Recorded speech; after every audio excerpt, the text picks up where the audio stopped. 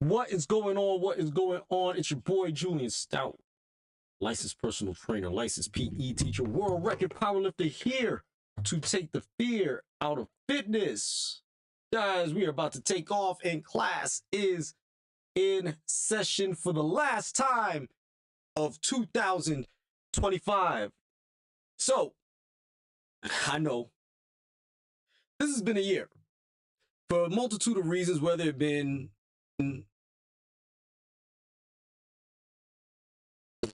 really enjoying what's happening in this world right now. It's just me. It's just you. Not because I ain't enjoying it.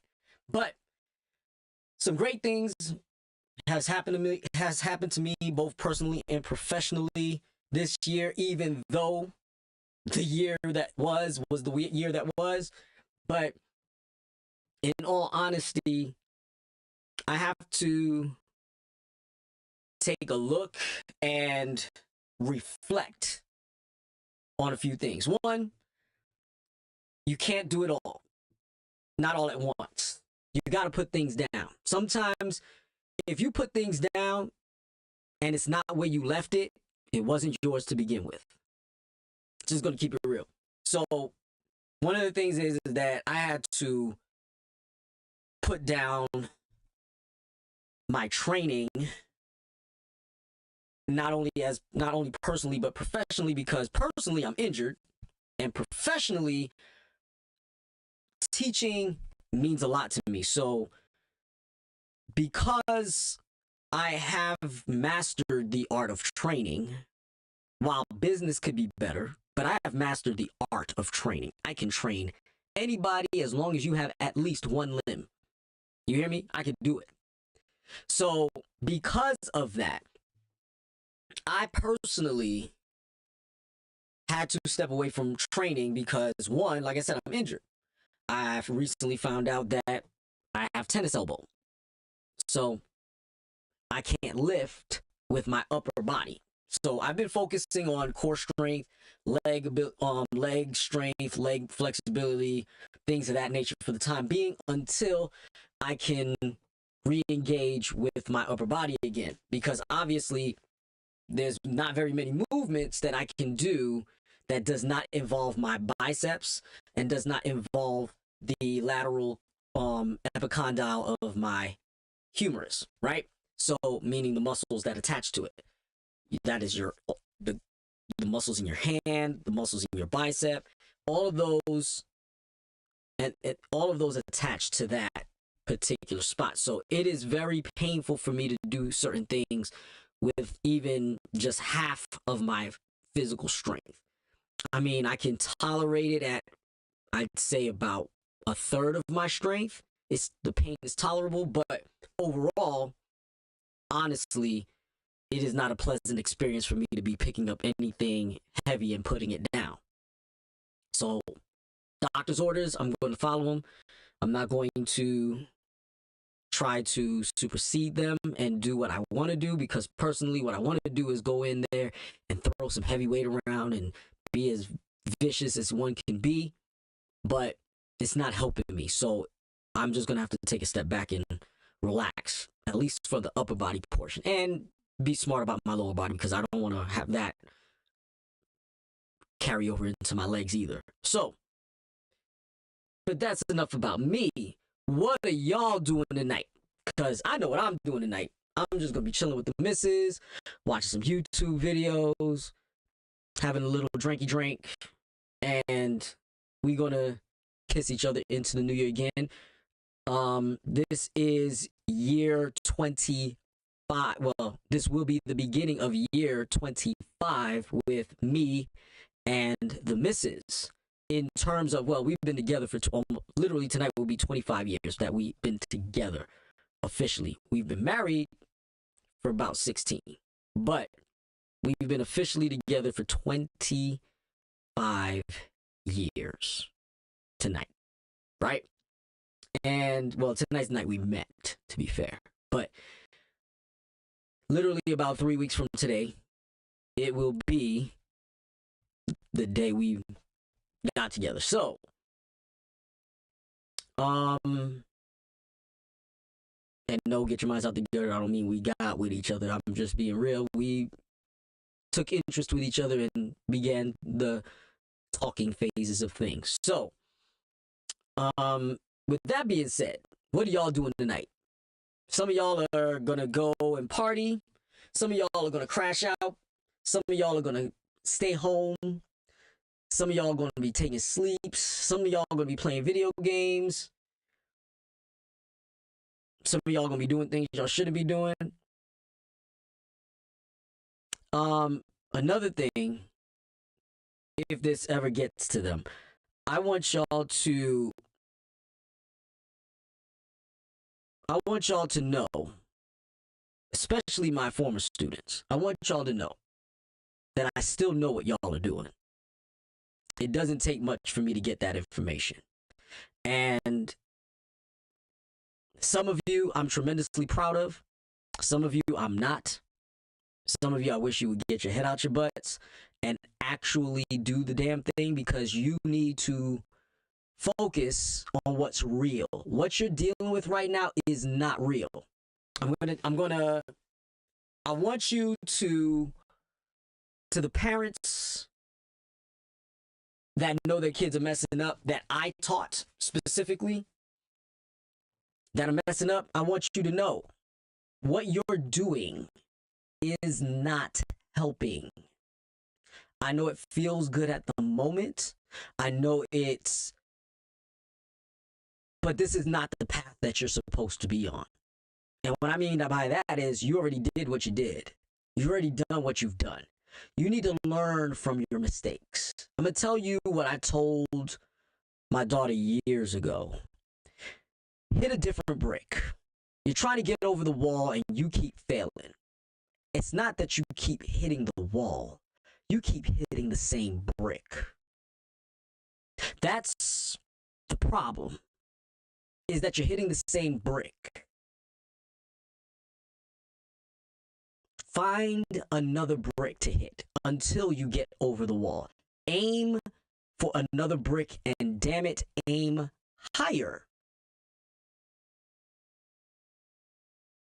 Aim higher and hit a different brick. And I don't mean aim higher in the terms of the level of nefariousness that you're trying to achieve. No, I'm talking about aim higher to something better than where you are right now. This is the end of 2025. I'm not into that new me type stuff in the realm of tomorrow's going to make a dramatic change in my life. I'm just going to do everything different. No. What needs to happen, and this also goes to people who are attempting to make resolutions for next year. If that's your goal, is to resolve the issues you have this year, next year, I got news for you.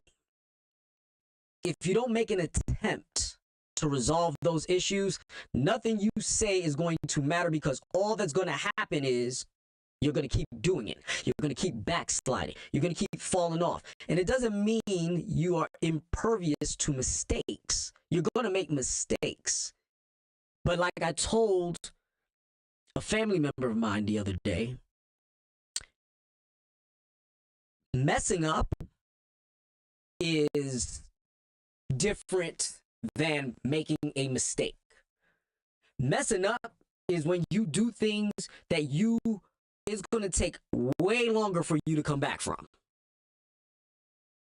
I've seen reformed criminals and deviants of all kinds. I've seen them recover from it, but they took a while to recover from it. And now they're not who they were when they messed up. Right? But mistakes are common. Common mistakes of your age. Mistakes are things that you did wrong that are a mild inconvenience to your life, and it just takes some course correction to not let that happen again. Right? And when we find ourselves in that position where we have to course correct,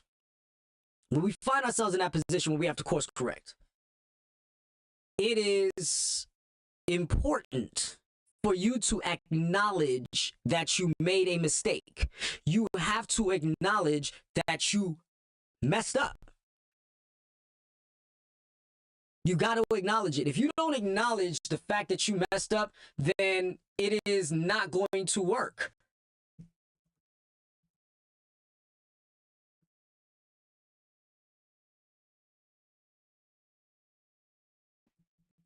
So the main thing is that I want y'all to totally get and understand that there is an opportunity for you to stop what you're doing. If you're going in one direction and it keeps hurting you to go in that direction, common sense should tell you turn your ass around. But some of you are stubborn, willful, as my grandmother would put it. And you are going to keep heading in that direction instead of evaluating what's wrong and fixing it. You have to acknowledge it before you can fix it. You can't fix it until you acknowledge it. And nobody is responsible for what you do in those moments except for you. So, your kid made you mad. Your mom made you mad. Your dad made you mad. Your auntie, your uncle made you mad. Your trainer made you mad. Your teacher made you mad. Nobody made you mad. You chose to get mad.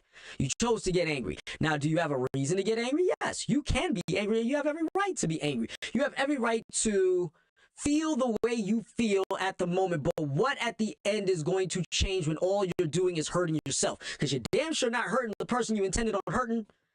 And even if you manage to do that, you're still going to hurt yourself. At the end of the day, all you're going to do is hurt yourself.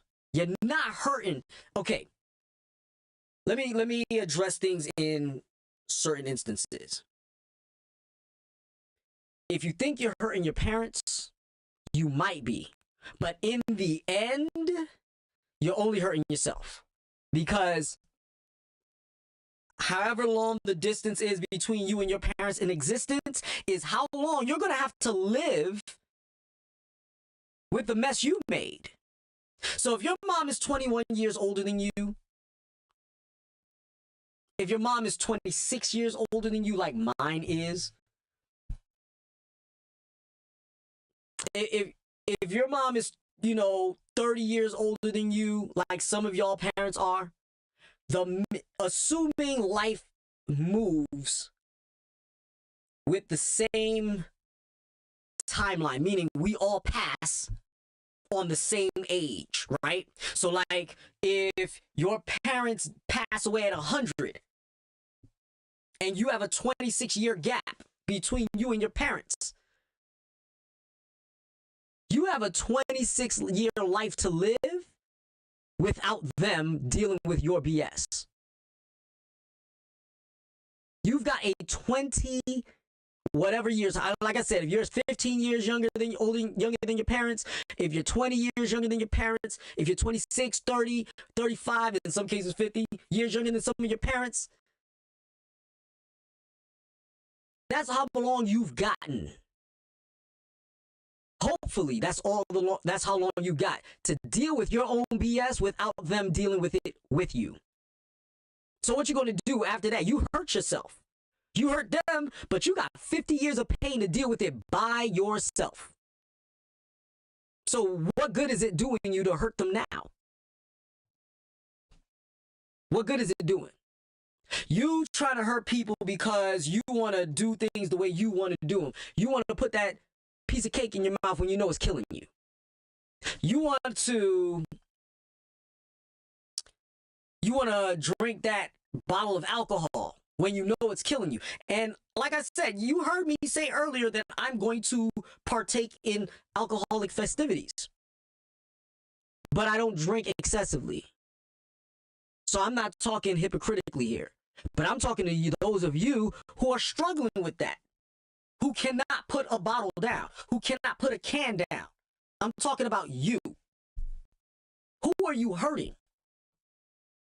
And I'm not talking about the ones who fell off the wagon. Those people know that they hurt themselves, and they regrettably hurt themselves. And they are doing everything in their power to step forward and do the right things to make it back to where they once was. I'm talking about the ones that refuses to put it down, ever. I'm talking about the ones that refuse to stop. I'm talking about the ones that just want to do it just because they feel like doing it, and damn it, they're grown and they're going to do it, and some of y'all ain't even grown enough to do it.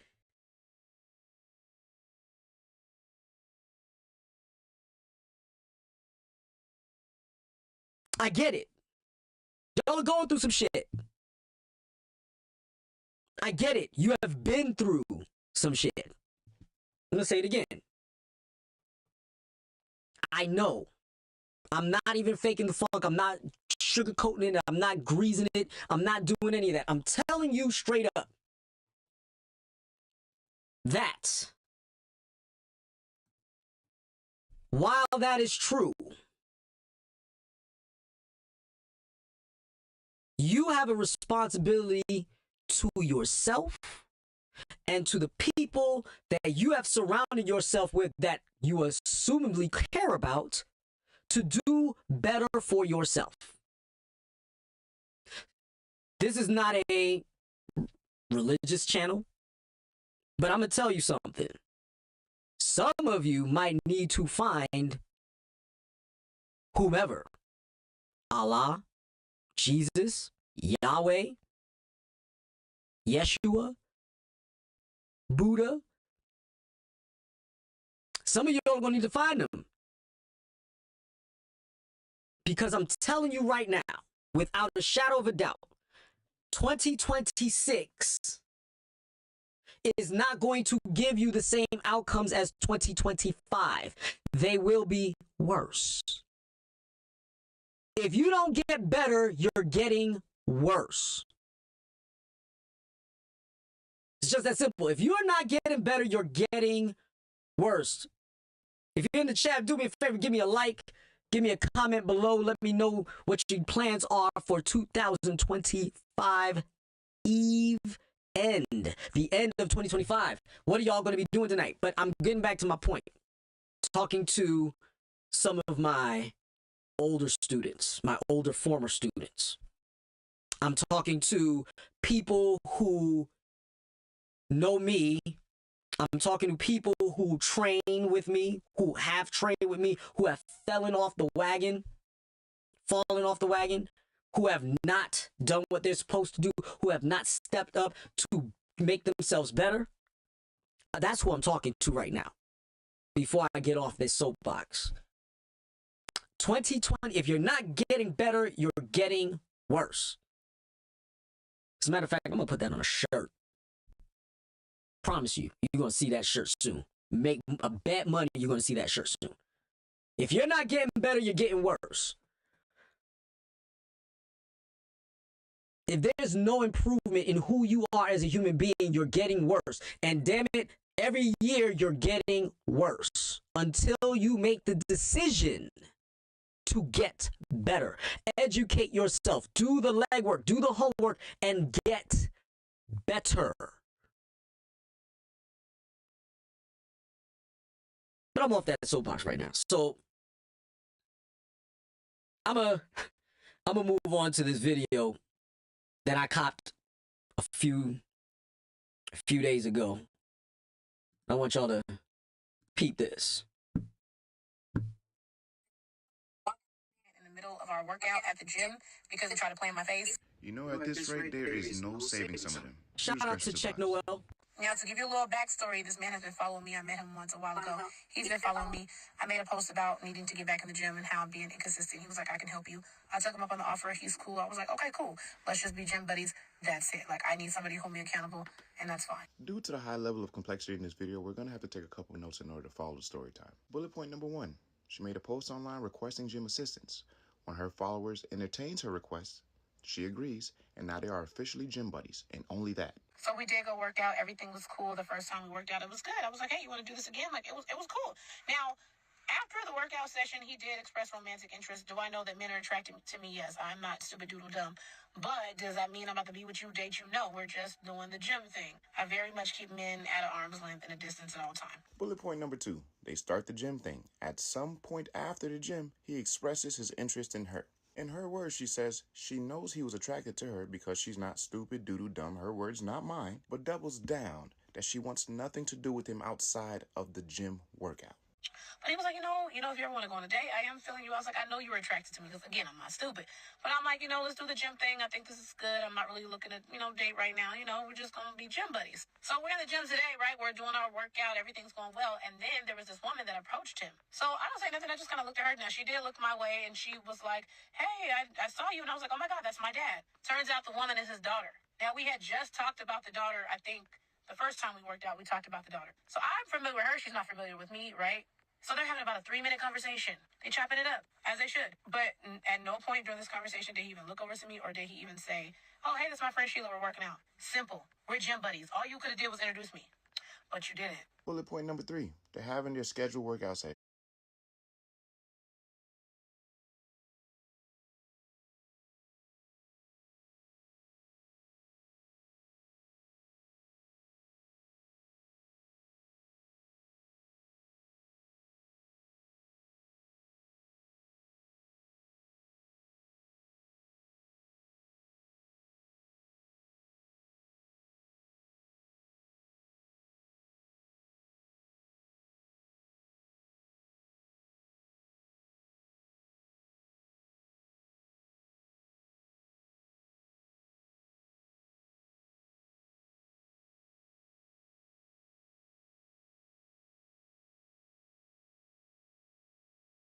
My bad. Yeah, I muted it so that you couldn't hear it. So my bad. But yes, thank you. Riley, what's up? But the thing is, here it is, this woman, she wants to date, she's offered a training. Obviously the dude wants more than that. And if you want a future, spouse or significant other, and you see that she's not in the best conditions and you wish for her to be in better conditions, there's nothing wrong with that. You see the potential or the beauty in a woman as she is, that's fine. Or the beauty in the potential of a man that's as he is, that's fine. And you can see that what the possibilities are in improvement, that's just fine. But she shut that whole sermon down. Shut the whole sermon down, right? Said, nope, it ain't happening. We just gym buddies, right? And his adult daughter shows up. And adult's daughter shows up and they talk and he doesn't introduce her. She's upset. Why is she upset? Because you didn't introduce me to your adult daughter because, we gym buddies. But that's all you are to me. You're not anybody special. I didn't smash. I didn't even take you out on a date. You don't want no parts of any of that. You've made it clear that you want no parts of that. So I'm being respectful. Okay, I stood on business and offered you a service. I'm providing that service. Why am I introducing you? Why? You're not that important. So what's going on? Now, if we have a professional relationship, yeah, sure, I'll introduce you to my family. But no, I'm not going to introduce somebody that don't want no parts of me and is not going to be in my life that long. You're just working out with me. Right? That's all we're doing. So why are you getting offended all of a sudden? Or are you playing games? Let's see.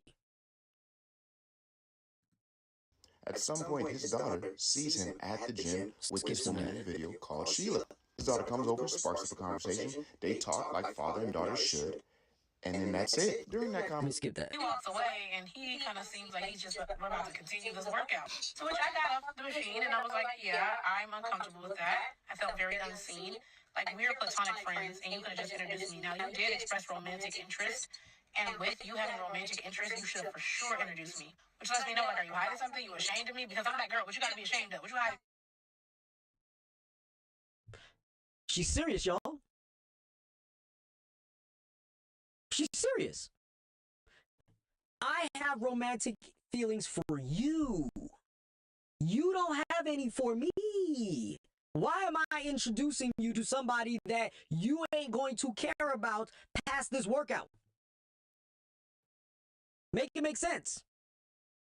Now, it's one thing if I'm showing interest and you're showing interest and we haven't done anything yet at all. I haven't taken you on a date yet. I haven't done the deed with you yet. None of that has happened. But yet I know that there's something possibly there.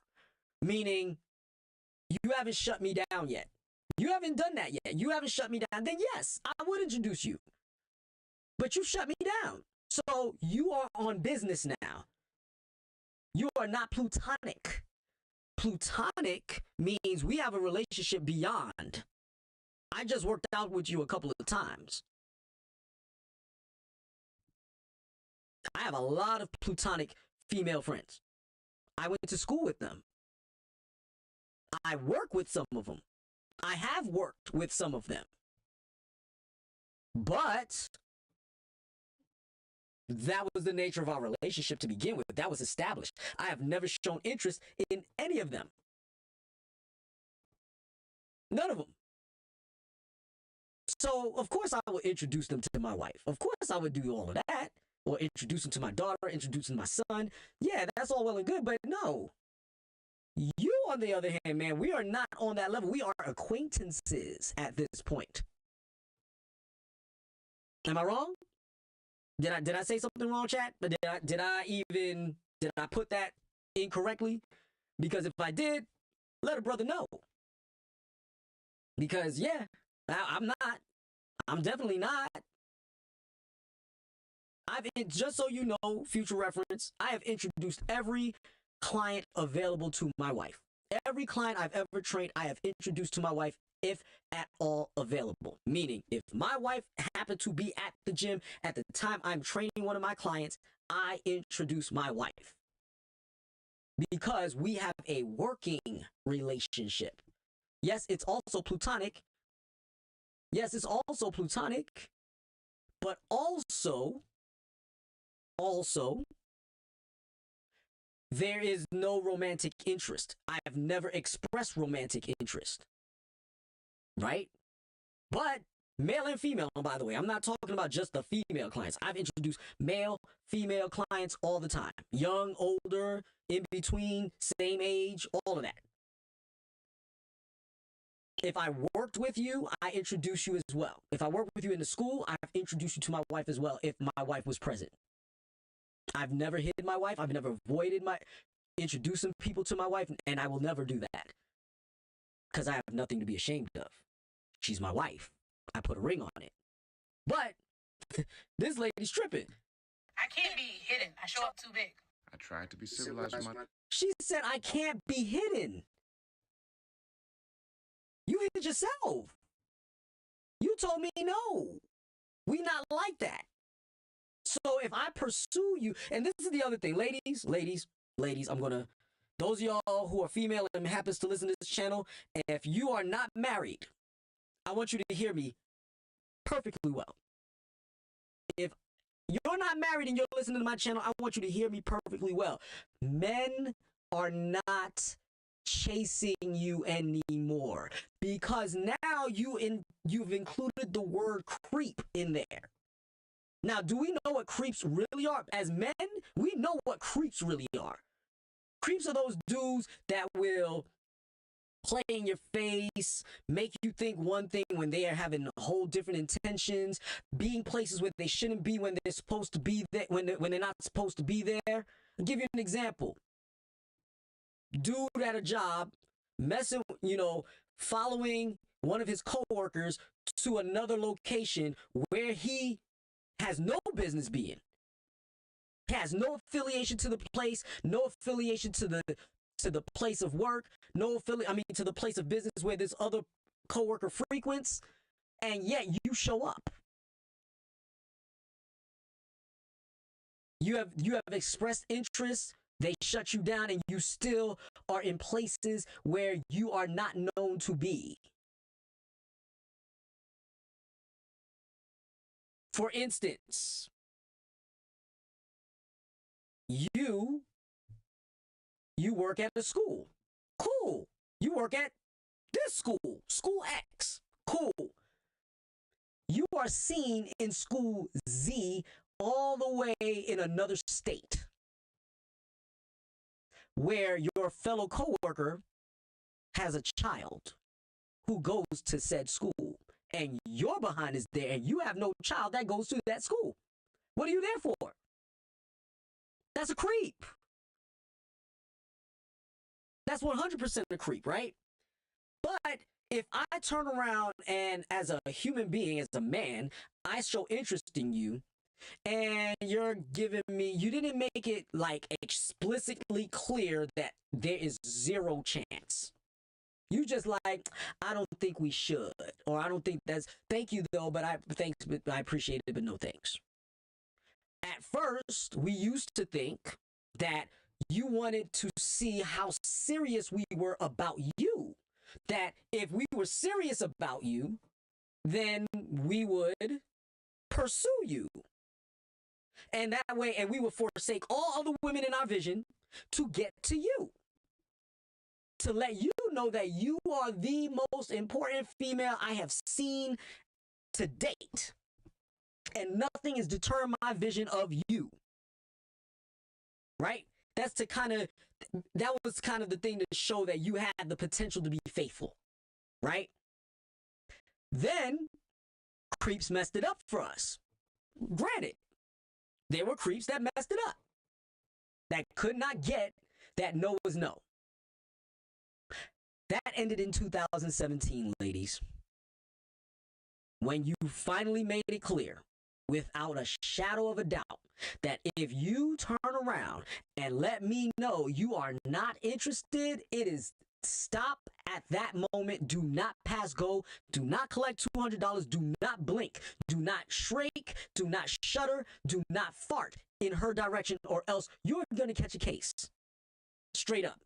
So here he is, abiding by the rules. The rules you set forth is, we are not dating. We will not date. Don't ask me to date. I want to work out with you. I enjoy that, but it's all I'm going to do with you. So, if a man has been told no, not interested by you ladies, I promise you, if he's got any brain cells in either hemisphere, he is not going to chase you. He's not. Here's what you should do. If you are interested in somebody at your gym, if you are interested in somebody at your gym, and also, by the way, ladies, this also applies to you. If he tells you no thank you, oh, best believe it is a absolute no thank you. Because a man ain't turning down the cooch. He's not. Unless there's something either wrong with the cooch, or there's something wrong with what is attached to the cooch, which is you. Promise.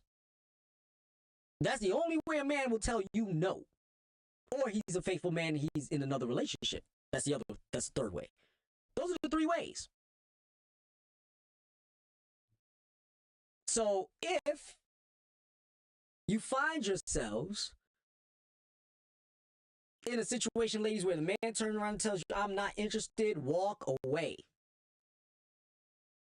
In any gym. I don't care if it's 24-hour fitness, which doesn't exist anymore, I don't think. Vasa, whether it be some, but you got all this other stuff. Let me see. All right, Riley, much love. Happy New Year's to you also. This is where the rubber meets the road. It is now time to take people at their words. There's no double speak. There's no shucking and jiving. There's no fronting. There's no half-stepping. There's none of that. You either go for yours or you go broke. Win or go home. Nothing else, nothing in between. Because at the end of the day, you're going to find yourself alone. It's just that simple. You're going to find me not in your purview anymore.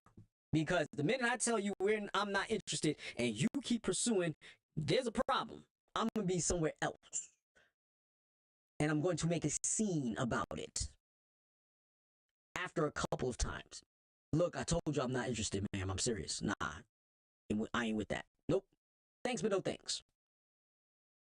Then after that, I'm going to get vile. Disrespectful. Hateful even.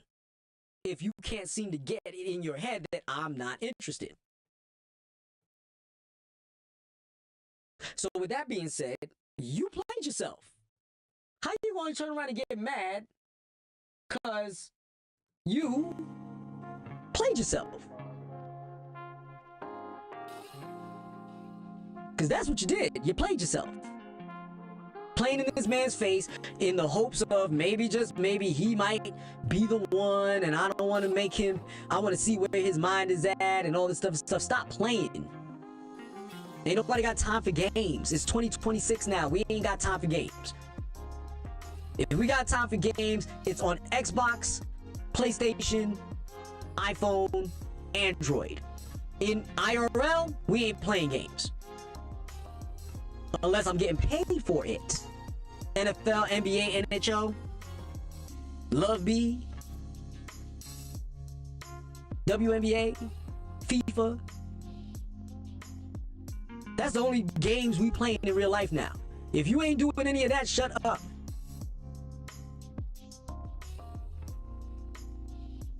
My advice is, I wouldn't mess with a woman, or if I was swinging that way, messing with dudes at the gym. I'm not. Because it makes it awkward, because now I gotta find another place to work out, especially if I like the place I worked out. You're making me uncomfortable. I could think you're attractive. That's it. There's a lot of attractive people in this world. Not just myself. There's a lot of attractive people in the world. Just to not be mature enough to handle the fact that there's attractive people in this world and act like you got some sense, that's on you. I would recommend some, image coaching, but the one I would recommend you to is no longer with us. So, moving on with that. This year has been very, very trying for me in other ways. I'm not going to get into the specifics of it because it's a lot, and the people that it affects, I actually know, like, and trust, and I'm not going to put their stuff out there. But it affects me because I know them. So, but what 2025 has taught me is you can know, like, and trust people, but you don't necessarily know them. You thought you knew them, but you really don't. Sometimes it's you. Sometimes it's them. But at the end of the day, my grandmother used to say this, and it's funny because as often as it happens, I still keep doing it. And I need to learn not to. My mother repeats it to me too. But my grandmother's the one who told me first. Don't put your hand in the fire for nobody. Because the thing that makes it so bad is that if you put your hand in the fire for somebody, you might find out that you burned yourself for no good reason.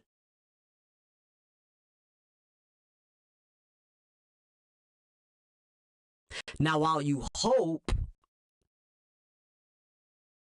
that putting your hand in the fire for somebody you won't get burned, chances are you probably are. in some way, shape, or form, whether it be actual burned, whether it be emotionally burned, whether it be financially burned, or even spiritually burned. Somebody's going to burn you. You're going to get burnt, or even sexually even. You're going to get burnt. You're going to get burnt. And I don't want to see that for anybody.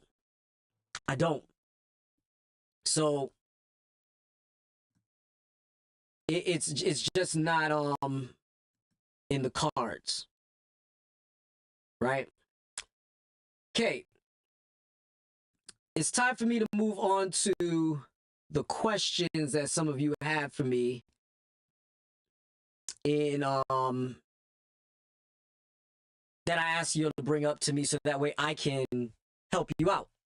So one of the questions, what would be the best workout for working your chest if push-ups aren't possible due to injury?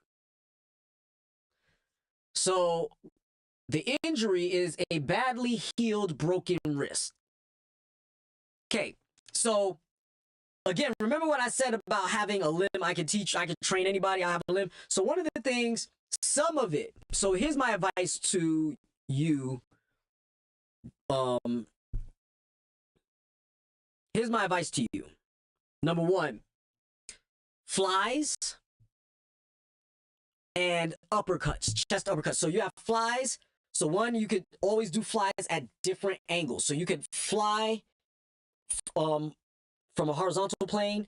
You could fly from an upper horizontal and fly from a lower horizontal. 3 sets in each plane, right? So you're 1, 2, 10, 3 times, 1, 2, 10, 3 times, 1, 2, 10, 3 times. So the reason why I'm advising this is, that's part 1 of the exercise routine, is because when you do pushing exercises, you're flexing your wrist. There probably might be either instability or a rigid stability in your wrist, right? Depending on what the injury is. And as a result, either that instability or that hyper rigidity is going to be extremely painful for you to do exercises where your wrist is in extension, right?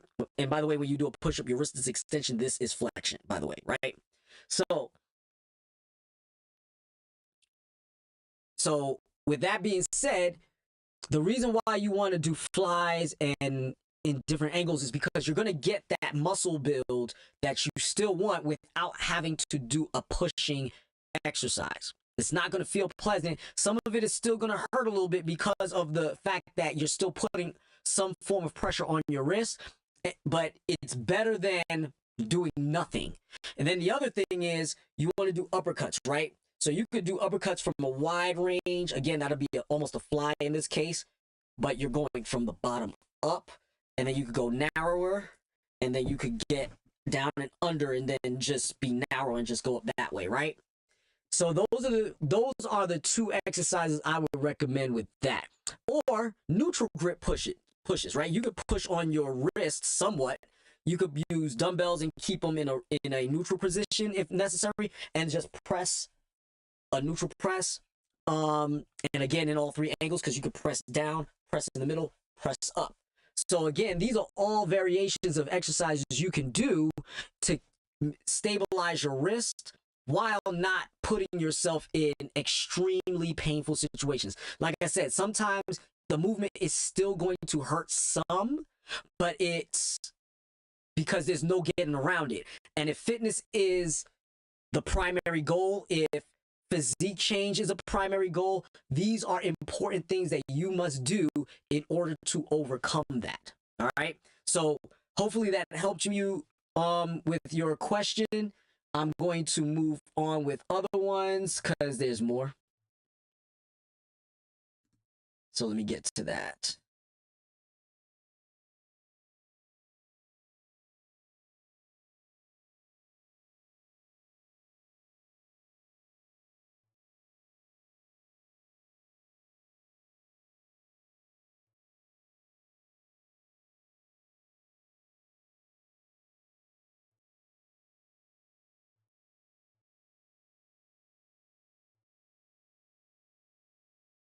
I gotta get past my foolishness here real quick.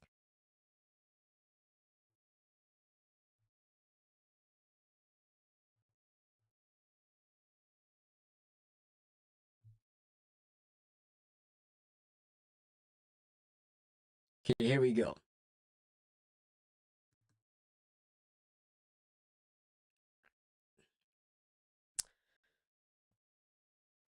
Another one of my friends and followers says, I want to know, is there anything you believe in that you can't say out loud because it's not socially acceptable? I'm going to tell you right now, yes, I'm sure there is.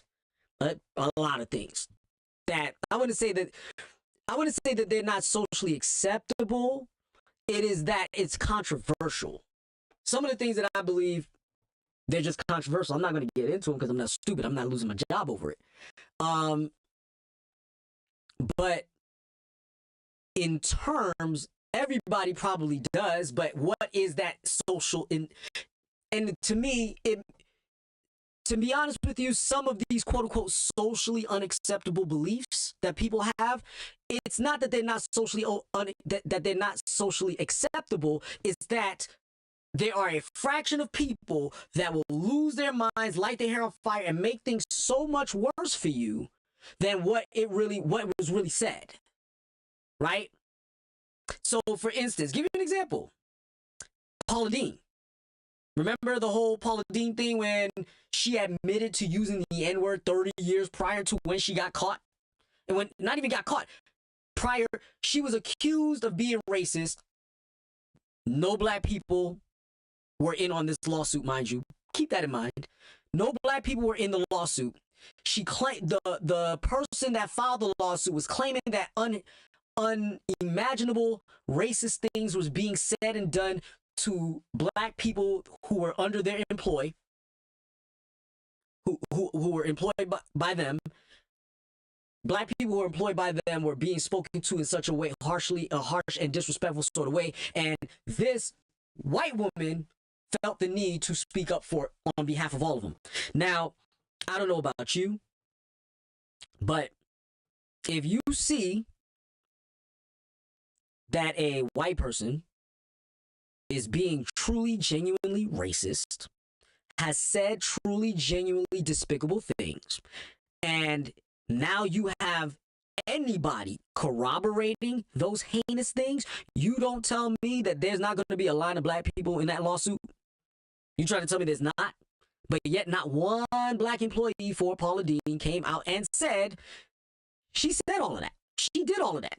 She was number one responsible for all of that. But yet, when she was asked about has she ever said anything racist, ever, not recently, not converted, not seen the error of her ways and believed differently, none of that, has she ever said it. She told the truth and said she said it one time 30 years ago. I don't know if it's the truth, but she admitted to it. And she said it one time 30 years prior to when the whole thing went down in 2010. And imagine that. They threw the book at her. She lost everything. She lost her TV show. She lost her cooking deals. She lost her licensing deals with pots and pans. She lost her contract with Walmart. She lost a lot of stuff on a lie.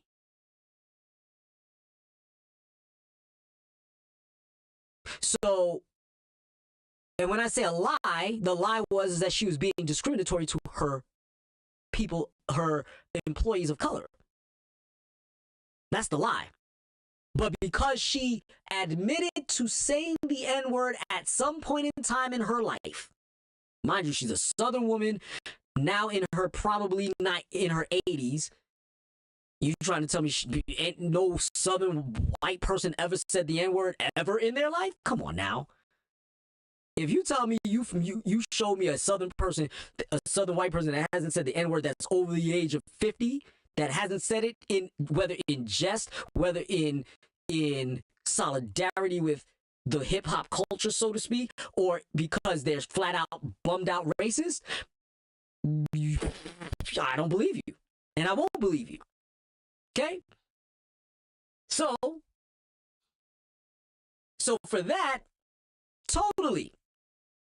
Something that is socially unacceptable, that's socially unacceptable. But she didn't say I go around saying it all the time. She didn't say I use it in everyday language. And I call all my employees that. That's not what she said. She said I said it 30 years ago to a situation where this, that, the other happened. I'm not going to get into the specifics. You can Google it. But at the end of the day, she didn't say I said it yesterday. I woke up saying it. Dang it, I said it on the way here to the studio. She didn't say that. She said I said it in 1980.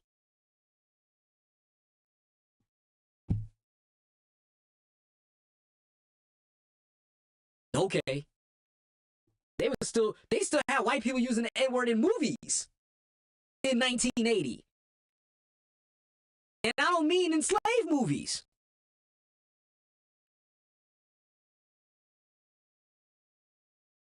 I'm talking about contemporary movies of the time that the movie was made. Go watch 48 Hours. Nick Nolte drops the N-word quick. Talking to Eddie Murphy. Say I'm lying. I didn't see Nick Nolte get buried in 1984.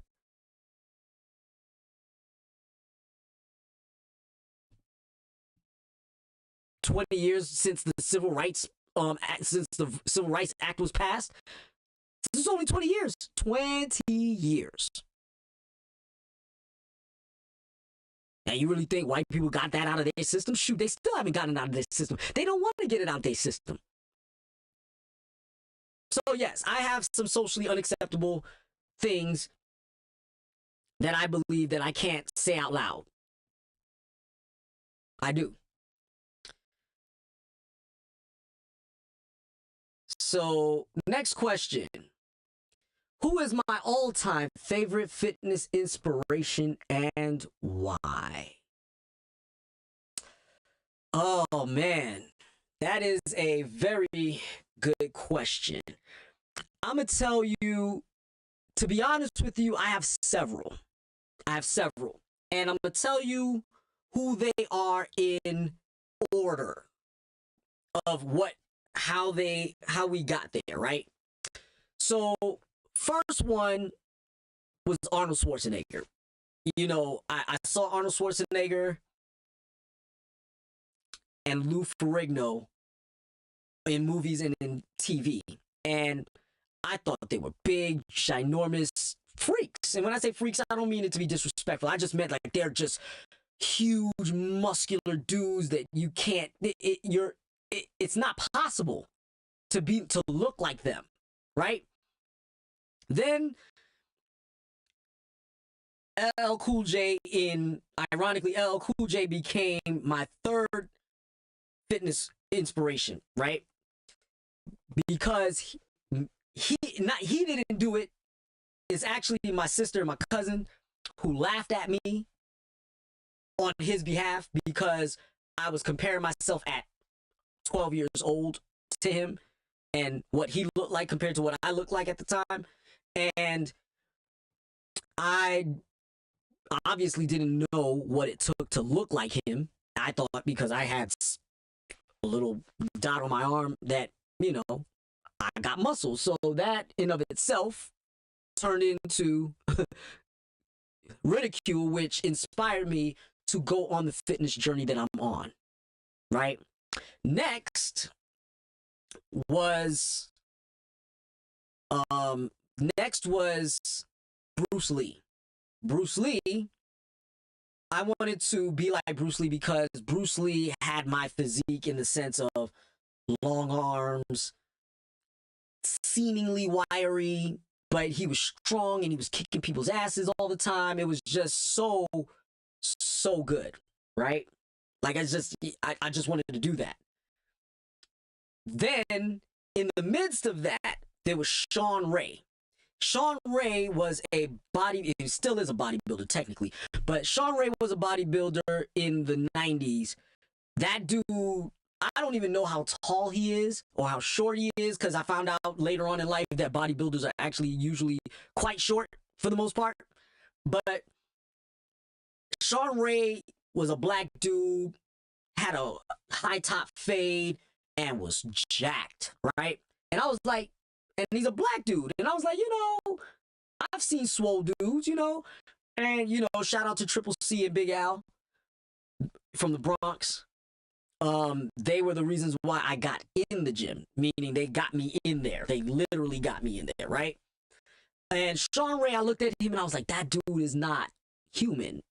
He's jacked beyond all recognition. So I wanted to kind of look like him.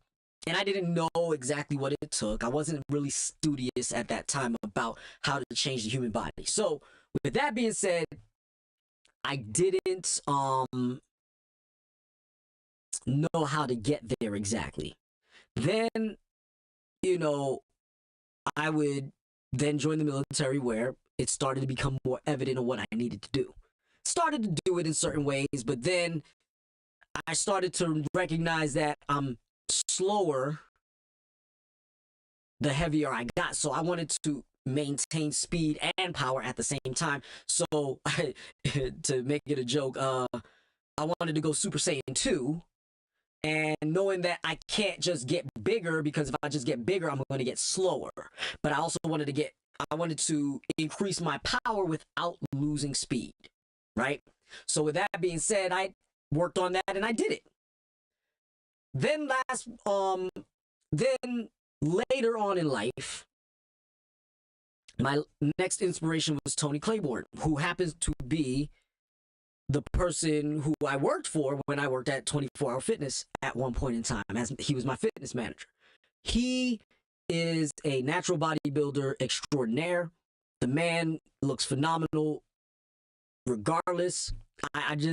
First of all, the man is now 50, what is he, 58 now? 58 years old, puts me to shame. Not gonna lie. Now, I'm not making any excuses. I'm doing things, I'm on a different journey than that now. But when I tell you the man is 58 years old but doesn't look a day past 40, actually, I don't even think the man really looked like he's aged since I've known him, to be honest with you, right? And he's been my inspiration because he shows me what's possible.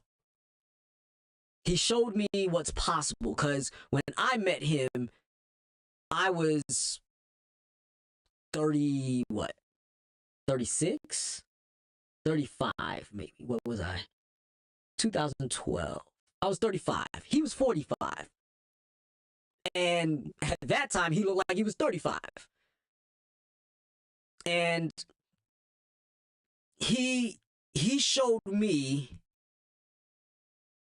what was possible. Because I was thinking, it's all downhill after 40. It's all downhill after 40. And he showed me clearly that's not the case. Then, as time goes on, he's still where he is.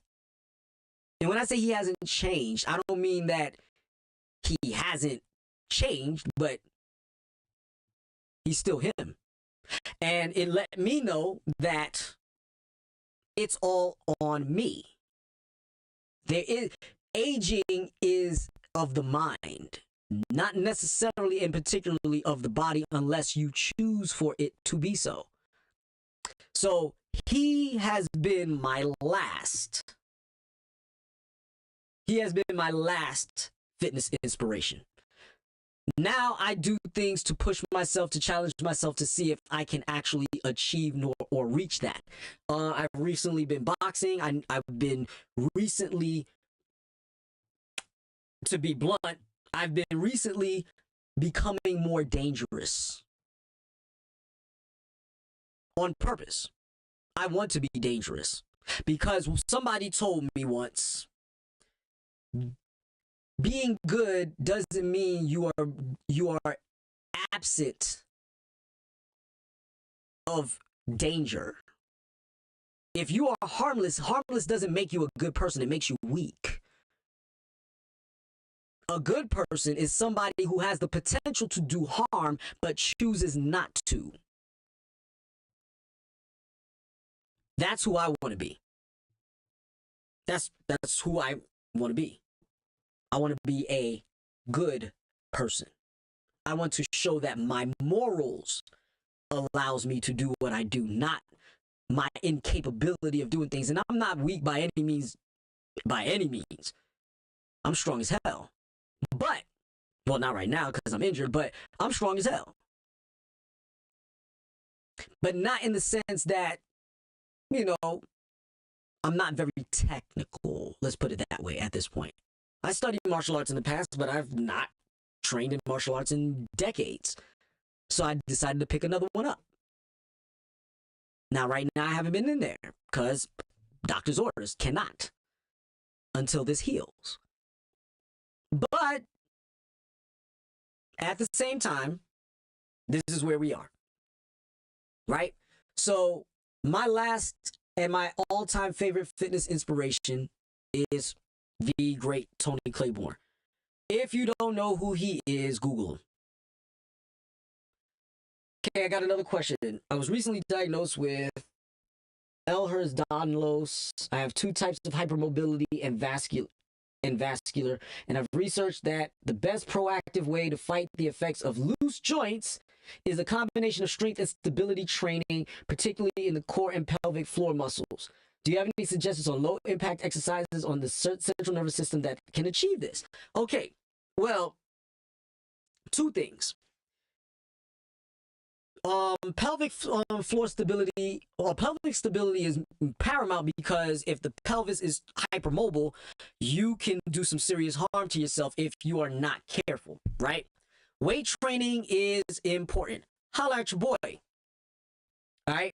No, seriously, holla at me because I can get you where you need to go.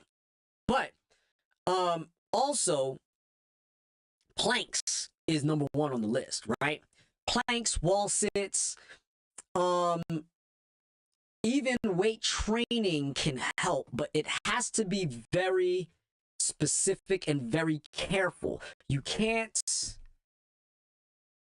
have to be careful with extension because any type of extension you could hyperextend and then really hurt yourself. But if you focus on slow and controlled movements under weight, under proper weight, you can actually strengthen your tendons to actually substitute for the ligaments laxity.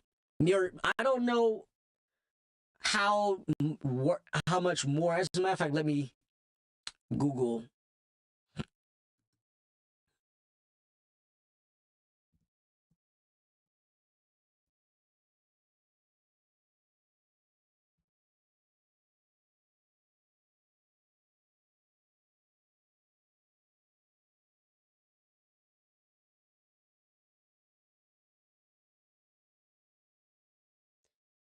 Let me look at that one more time. Ehlers-Danlos.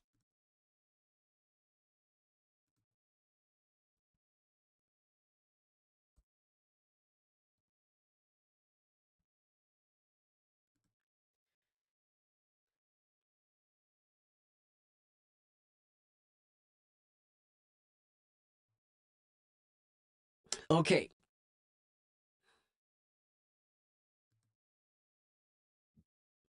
Blood vessels can rupture, especially severe types like vascular EDS. Oh. So, yeah, you can't strain much, right? So with that being said, you can't strain too hard because then your vascular system becomes compromised, right? But you can't just sit there and do nothing. You have to apply even pressure, which is, like I said, wall sits, planking, stability exercises. But I would also include some form of weight training because if you tighten those tendons, you're not as hypermobile. Now, the difference is that I would not put you on a stretching protocol. I would put you on a position protocol, meaning I would make sure that when you're lifting that you don't exceed a certain point, so that way that there's no hyperextensions of any of your joints. Also, I would insist on making sure that you are not performing any flexibility exercises because you're hyper flexible as is, right? Now, that hyperflexibility does not mean that you should avoid being flexible, but what I would do is I wouldn't try to maintain the level of hyperflexibility that you would have at this moment, if that makes sense. I would allow it to remain where it is, but won't allow it to exceed where it could go if you allow the disease to progress, if that makes sense. So personally, what I would say to you is that Ehlers-Danlos syndrome, I would recommend that you do some isometric holds on your weight training, making sure that you're holding the positions, making sure that you are not only moving in concentric or eccentric loads, but your eccentric movements are specifically slow. So instead of, 4-2-2, I would actually even go one step further and probably go 5-2-2. Just to make sure that we are very deliberate in our movements, so that way once we reach that moment of extensibility, we stop and then we go right back. Does that make sense? So that way, if we do find ourselves in that position, we are not hyperextending. We are being very mindful of our movements. We are being very cautious with our movements, and we are not being careless with our movements. Does that make sense? So I hope that answered your question. And I believe that is the last one. So, guys, it is now 8:10 on the East Coast, 7:10 on the Central Time. It is 6:10 in Mountain Standard Time. It is 5:10 on the West. I'm going to let y'all go because I know y'all got plans, and I know y'all are going to want to go and celebrate with their friends, families, and loved ones. So, shout out to my people in the Caribbean. Shout out to my people on the East Coast. Shout out to my people in the Midwest, in the Midwest South. Shout out to my people who are in the direct Midwest. And shout out to my people on the West Coast. I love you all. Shout out to all the people that I've worked with, that I care about, that I work with along the way. Shout out to you all. Shout out to my parents. Shout out to my sister. Shout out to my brother. Shout out to my aunts and uncles on both sides of my family. Shout out to my cousins on all sides of my family. Shout out to my loving wife. Shout out to my son and my daughter and my grandchildren. I love you all. This is the final podcast of 2025. I look forward to seeing you in January on Wednesday, and I hope to find you here because this is going to be a major thing. So if you keep having questions, keep bringing them up, keep throwing them at me. Find me on any of my platforms and drop a question below and let me know what you're thinking, and I'll be glad to answer your questions at any time. If you want to email me, I will drop my email in the chat, and hopefully I will be hearing from you soon. But in the meantime, don't forget to like, subscribe, share, follow me on Facebook, Instagram, and on YouTube and TikTok. Have a nice day. Be the best you. Happy New Year. Class is Stoutt.